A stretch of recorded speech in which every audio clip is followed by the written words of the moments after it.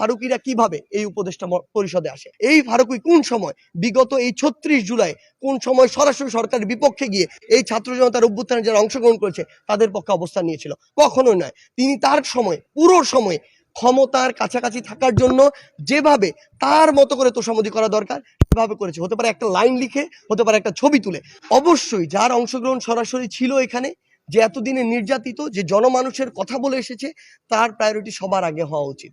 সে ওই স্পিরিটটাকে সবচেয়ে বেশি ধারণ করবে। এরপরে যেই মানুষটা সামনাসামনি রাজপথে নেমে না হোক, সোশ্যাল মিডিয়ার মাধ্যমে হোক, দেশে থেকে দেশের বাইরে থেকে হোক, সমর্থন জানিয়েছে, ওই সময়ে সৎ দেখিয়েছে, সেই মানুষটার এই জায়গায় প্রতিনিধিত্ব করা উচিত। কিন্তু আমি এই জায়গায় একদম স্পষ্ট করে, ভাই আমরা সরকারের কেউ না, আমরা সরকারের কোনো সুবিধা ভোগ করি না। সরকারের ভালোটাকে ভালো বলবো, সীমাবদ্ধতাকে সরাসরি আমরা কটাক্ষ করব।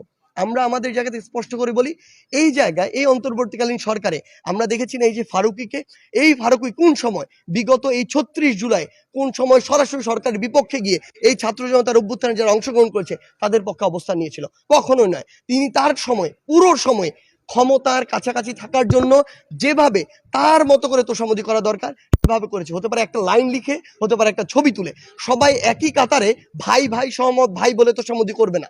কেউ একটা লাইন লিখে, কেউ একটা শব্দ বলেও তোষামোদি করে। এই ফারুকিরা কিভাবে এই উপদেষ্টা পরিষদে আসে?